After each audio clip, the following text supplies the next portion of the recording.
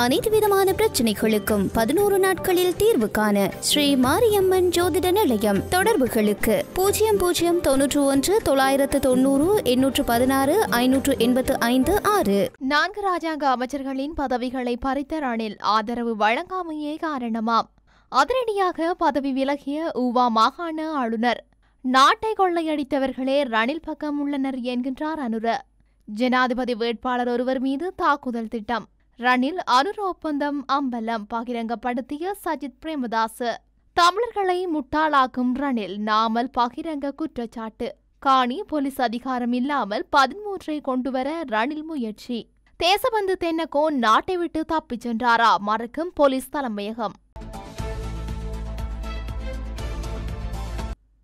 துறைமுகங்கள் மற்றும் விமான சேவைகள் ராஜாங்க அமைச்சர் பிரேமலால் ஜெயசேகர, மின்சக்தி மற்றும் எரிசக்தி ராஜாங்க அமைச்சர் இந்திக்க அனுரத, விவசாய ராஜாங்க அமைச்சர் மோகன் பிரியதர்ஷன டி சில்வா, நெடுஞ்சாலைகள் ராஜாங்க அமைச்சர் ஸ்ரீபால கம்லத ஆகியோர் உடனடியாக அமுலுக்கு வரும் வகையில் பதவியிலிருந்து நீக்கப்பட்டுள்ளனர்.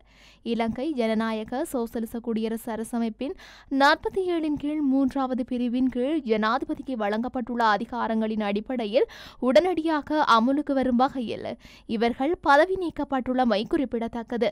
குறித்த ராஜாங்க அமைச்சர் ரணில் விக்ரமசிங்கவிற்கு தேர்வு வழங்காமை இந்த பதவி பறிப்பிற்கு காரணம் என தென்னிலங்கை ஊடகங்கள் குறிப்பிடுகின்றன. இதுவேளை நாடாளுமன்றத்தில் சுயாதீனமாக செயல்பட போவதாக இந்திக்க அனுரத் அண்மையில் தெரிவித்தமை குறிப்பிடத்தக்கது. உபா மாகாண ஆளுநர் AJM முசமில் தனது பதவியை ராஜினாமா செய்து ஜனாதிபதிக்கு கடிதம் ஒன்றை அனுப்பியுள்ளார். எதிர்வரும் ஜனாதிபதி தேர்தலில் சஜித் பிரேமதாசவுக்கு ஆதரவளிக்கப் போவதாக அவர் அந்த கடிதத்தில் குறிப்பிட்டுள்ளார். அத்துடன் சஜித் பிரேமதாசவின் தலைமையில் இடம்பெற்ற தேர்தல் பிரச்சார மேடையில் ஏறி தனது ஆதரவினை தெரிவித்தார். மேலும் 2024 ஆண்டு ஜனாதிபதி தேர்தலில் எதிர்க்கட்சித் தலைவர் சஜித் பிரேமதாசவுக்கு ஆதரவளிக்கும் நோக்கில் முன்னாள் அமைச்சரவை அமைச்சர் நந்திமித்ர நாயக்க வியாழக்கிழமை ஐக்கிய மக்கள் கூட்டணியுடன் கைகோர்த்தார். மினுவாங்கொடையில் இடம்பெற்ற மக்கள் வெற்றி பேரணியில் வைத்தே இவ்வாறு இணைந்து கொண்டார். இதில் முன்னாள் மாகாண சபை உறுப்பினரும் ஸ்ரீலங்கா சுதந்திர கட்சியின் ரத்தோட்ட தேர்தல் தொகுதி அமைப்பாளரும் மாத்தளை ஸ்ரீலங்கா சுதந்திர கட்சியின் இளைஞர் அமைப்பின் தலைவருமான சிந்தன நாயக்க, நவலங்கா சுதந்திர கூட்டணியின் லக்கலதேர் தொகுதி அமைப்பாளர் மைத்ரி டோசன் ஆகியோரும் இணைந்து கொண்டனர். 13 நடைமுறைப்படுத்துவது அல்லது 13+ வழங்குவது என கூறுவது தெற்கு வேட்பாளர்களின் தேர்தல் கால வெற்றி காசோலை என தேசிய மக்கள் சக்தியின் ஜனாதிபதி வேட்பாளர் அனுரகுமார் திசாநாயக்க யாழில் தெரிவித்தார். தமிழ் மக்களிடம் 13 வைத்து வியாபாரம் செய்வதற்கு நான் வரவில்லை. அந்த வியாபாரத்தை செய்யும் நோக்கமும் எனக்கில்லை. தென்னிலங்கை அரசியல்வாதிகள் ஒவ்வொரு ஜனாதிபதி தேர்தலிலும் தமிழ் மக்களுக்கு 13 காட்டி வாக்குகளை பெறும் முயற்சிகள் தொடர்ச்சியாக இடம்பெற்று வருகின்றது. நான் தமிழ் மக்களிடம் 13 தருகின்றேன் என வியாபாரத்தை கூற மாட்டேன். ஒட்டுமொத்த இலங்கை மக்கள் விரும்பும் மாற்றத்தை உருவாக்குவதோடு புதிய அரசியலமைப்பை ஏற்படுத்துவேன். நாட்டில் நீண்ட காலமாக புரையோடியுள்ள லஞ்சம் ஊழல்வாதிகளை அப்புறப்படுத்தி புதிய இலங்கையை உருவாக்குவதே எனது இலக்கு. அதற்காகவே மக்கள் எங்களோடு அணி திரண்டுள்ளனர். நாட்டு மக்கள் எம்முடன் திரண்டுள்ள நிலையில் சுமந்திரன் சஜித் பிரேமதாசவுக்கு ஆதரவு வழங்கி தமிழ் மக்களின் எதிர்பார்ப்பை சீரழிக்க பார்க்கின்றார்கள். சஜித் பிரேமதாச 13 தரப்போகின்றாரா அல்லது 13+ தரப்போகின்றாரா என்பது தொடர்பில் தமிழ் மற்றும் சிங்கள மக்களுக்கு உண்மையை வெளிப்படுத்த வேண்டும். நாங்கள் நாட்டை கொள்ளையடிக்கவில்லை, நாட்டு மக்களை கடனாளியாக்கவில்லை. நாட்டை கொள்ளையடித்தவர்களுக்கும் நாட்டை கடனாளியாக்கியவர்களுக்கும் தற்போது ஜனாதிபதி வேட்பாளராக களமிறங்கிய சஜித் மற்றும் ரணில் பக்கமே உள்ளனர். இது ஏன் கூறுகின்றேன் என்றால், ராஜபக்சர்கள் நாட்டை கொள்ளையடித்து விட்டார்கள் என கூறிய ரணில் தரப்பினரால் சிலர் ஜனாதிபதி வேட்பாளரான சஜித் பிரேமதாச பக்கம் உள்ளனர். அதேபோல மொட்டு கட்சியின் ஜனாதிபதி வேட்பாளர் நாமல் ராஜபக்ச குடும்பத்தின் ஊழல் மோசடிகளை மூடி மறைப்பதற்காக ஜனாதிபதி தேர்தலில் களமிறங்கப்பட்டுள்ளார்.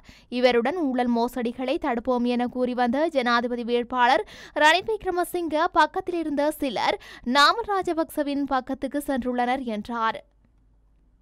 ஜனாதிபதி தேர்தலில் போட்டியிடும் பிரதான வேட்பாளர்களில் ஒருவர் மீது தாக்குதல் நடத்த திட்டமிட்டுள்ளதாக கிடைத்துள்ள தகவல்கள் குறித்து விசாரணை நடத்துமாறு உத்தரவிடப்பட்டுள்ளது. கொழும்பு பிரதான நீதவான் திலனகமகே இந்த தகவல் தொடர்பில் விரிவான விசாரணை நடத்துமாறு குற்றப்புலனாய்வு பிரிவிற்கு உத்தரவிட்டுள்ளார். இம்முறை ஜனாதிபதி தேர்தலில் போட்டியிடும் பிரதான வேட்பாளர் ஒருவரை இலக்கு வைத்து தாக்குதல் நடத்த மேற்கொள்ளப்பட்ட திட்டம் தொடர்பில் ரகசியமான அறிக்கை ஒன்று நீதிமன்றில் சமர்ப்பிக்கப்பட்டுள்ளது. நீதவானிடம் சமர்ப்பிக்கப்பட்ட இந்த அறிக்கையின் அடிப்படையில் விசாரணை நடத்துவதற்கு உத்தரவிடப்பட்டுள்ளது. இந்த அறிக்கையை ரகசியமாக பேணுமாறு நீதிமன்றம் மேலும் அறிவுறுத்தல் வழங்கியுள்ளது. இந்த தாக்குதல் தொடர்பிலான தகவல்களை குற்றப்புலனாய்வு பிரிவிற்கு வழங்கிய நபரை நீதிமன்றில் முன்னிலையாகுமாறு அழைப்பாணை விடுக்கப்பட்டுள்ளது.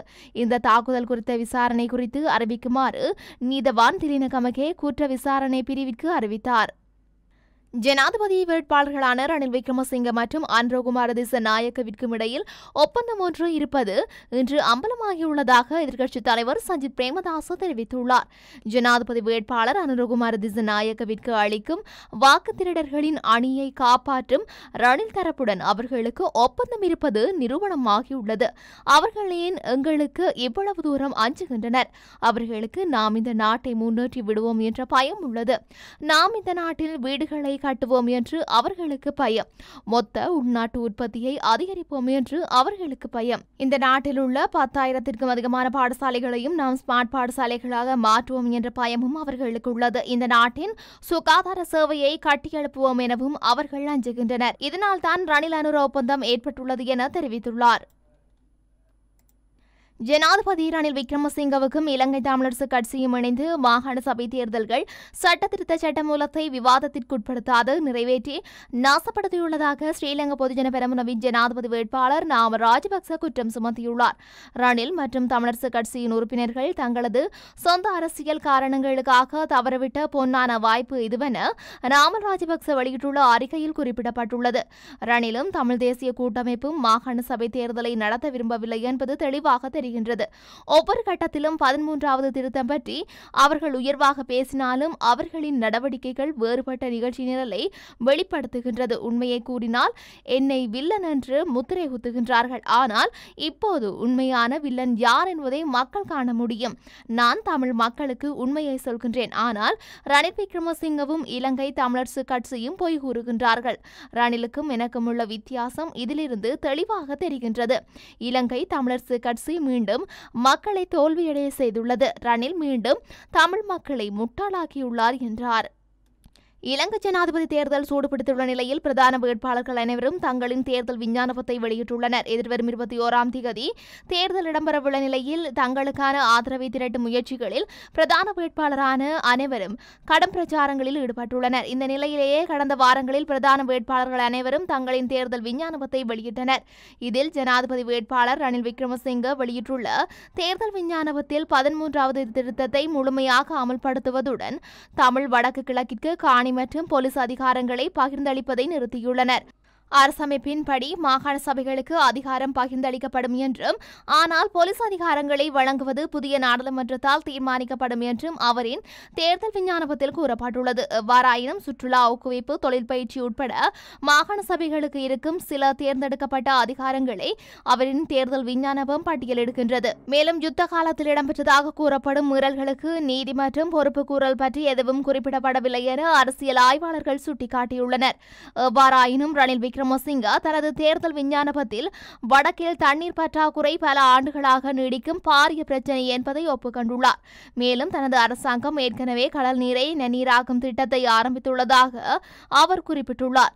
யாழ்ப்பாணத்திற்கான 6 திட்டத்திற்கு முன்னுரிமை அளிக்கப்படும் என்றும் 2027ஆம் ஆண்டு தொடங்கப்படும் என்றும் அவர் வலியுறுத்தினார். மேலும் மன்னாரில் கடலில் கலக்கும் பாலியாறு ஆற்றின் குறுக்கே நீர்த்தேக்கத்தை அமைக்கவும் அவர் முன்மொழிந்தார். அத்துடன் ஆண்டுதோறும் தமிழ் இலக்கிய விழா நடத்துவதாகவும் அவர் தனது தேர்தலில் விஞ்ஞாபனத்தில் கூறியுள்ளார். முன்னாள் போலீஸ் மா அதிபர் தேசபந்து தென்னகோன் இந்தியாவில் உள்ள திருப்பதி கோவிலுக்கு சென்றுவிட்டு வழிபாடுகளில் ஈடுபட்ட பின்னர் மீண்டும் நாடு திரும்பியுள்ளார். சில நாட்களுக்கு முன்னர் தேசபந்து தென்னகோன் நாட்டை விட்டு தப்பிச் சென்றதாக சில ஊடகங்கள் செய்தி வெளியிட்டிருந்தன. அவர் நாட்டை விட்டு வெளியேறிய விமானத்தின் இலக்கம் கூட சில சமூக வலைதளங்களில் வெளியானது. இந்த நிலையில் அவர் மத வழிபாடுகளில் ஈடுபட இந்தியாவுக்கே சென்றிருந்ததாகவும் மீண்டும் அவர் நாடு திரும்பியுள்ளதாகவும் போலீஸ் வட்டாரங்கள் தெரிவிக்கின்றன.